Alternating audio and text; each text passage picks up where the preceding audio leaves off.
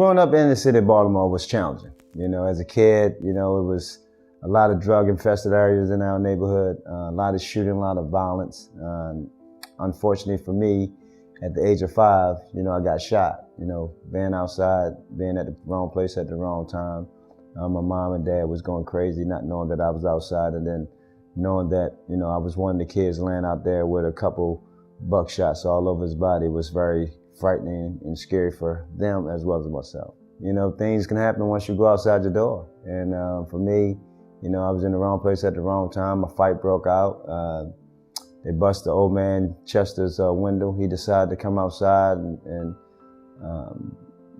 wreak havoc, and so to speak, in terms of take out some frustration. So he went in this shed and grabbed his double-barrel shotgun and just started firing into the crowd amongst all these kids. And it's like I said, unfortunately, I was one of the kids that got hit. Well, the projects is low-income housing. It's more predicated to a housing authority. You have high-rise buildings and apartments stacked on top of one another, as well as low-rise apartments. And that's the way, low-income families, live. And that's how we was able to, that was the atmosphere that we grew up in. We didn't know anything other than that, because we didn't experience anything outside of it, besides what you saw on TV. But it was our life. It was a man of growing up. I mean, no one thought they have a life expectancy past 20, and which was very strange, knowing that was the case. But that was the mindset back then, because we had a lot of guys at a young age dying, mainly because, they wanted that fast money. They wanted to get into that world a lot sooner, and they wanted to, possibly take care of their family, as well as want something good to try to provide for their household. So, people did all sorts of things in terms of trying to make ends meet. But, that was the neighborhood and the atmosphere that we grew up in. Well, luckily that we had a game called basketball and sports.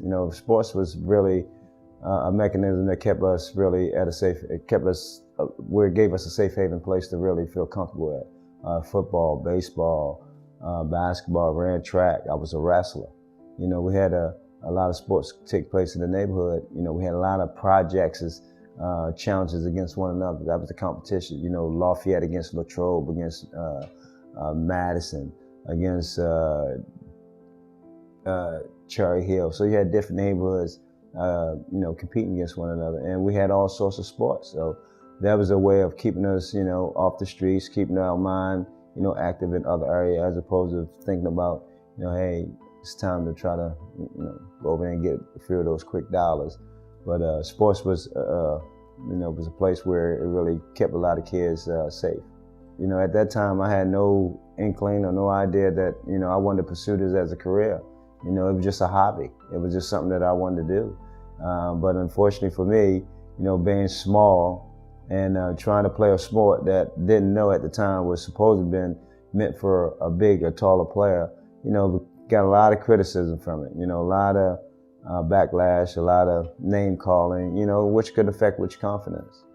Well, at the beginning, it was challenging. It was tough, many days, many nights going home, just crying to my mom and just telling her how cruel the kids are out there, and how mean they were, but she was always just quick to say that it had no idea what basketball was about, but she was quick to say, Ty was Ty for her at the time. Ty, don't let them, take your joy. If you like playing basketball, you go out there and play. No one gonna be an expert on your life. They don't know how big your heart or know what your capabilities are. If you want to play, you just go out there and play. And at the time, I didn't know what that meant. I'm like, yeah, okay, Mom, but those things didn't register at the time. I just focused more or less on the kids being so mean and cruel towards me, and because I was trying to pursue a game that they thought was meant for taller players. So that was the image that I had back in those days. Crazy goal. I mean, not knowing it was going to be Division I, I just wanted to play basketball.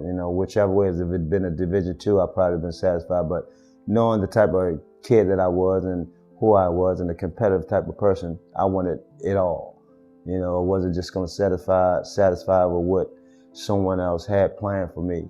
I wanted to create my own destiny, and I started to understand that I was in position to do that. And, when I became 12 and 13 years old, words never matter. It came in one ear out the other. I was on the journey, I was on my path, trying to become this basketball player that no one felt like he had any opportunity to do so. Because at the time, coaching was still in the mindset of big guards. Big guards was the key of running our program. So we was trying to break down those barriers, trying to break the mindsets of these coaches, knowing, let them know that, I can be just as impactful, as at this size, and run your program and just be just as effective as a taller player. Little kids, I mean, any little jokes that was out there, you're short, you need to be sitting on the curb with your feet swinging off. We can put you in the drawer when we're traveling, As they said, you growing up as a kid, when they say sticks and stones may hurt your bones, but words will never hurt you.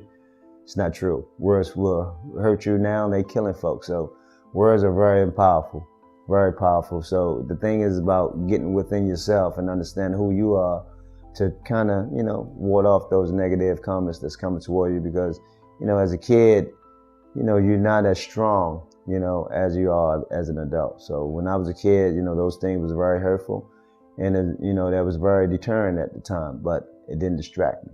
Because your heart, it measures. It pretty much doesn't have a height to it. It pretty much set the tone of who you are and what you're able to accomplish. And the height factor was the game of basketball. So, my heart was bigger than my height. So I didn't have no second or no hang-ups on believing that I belong with, the best of the best, because my heart was just as big as theirs.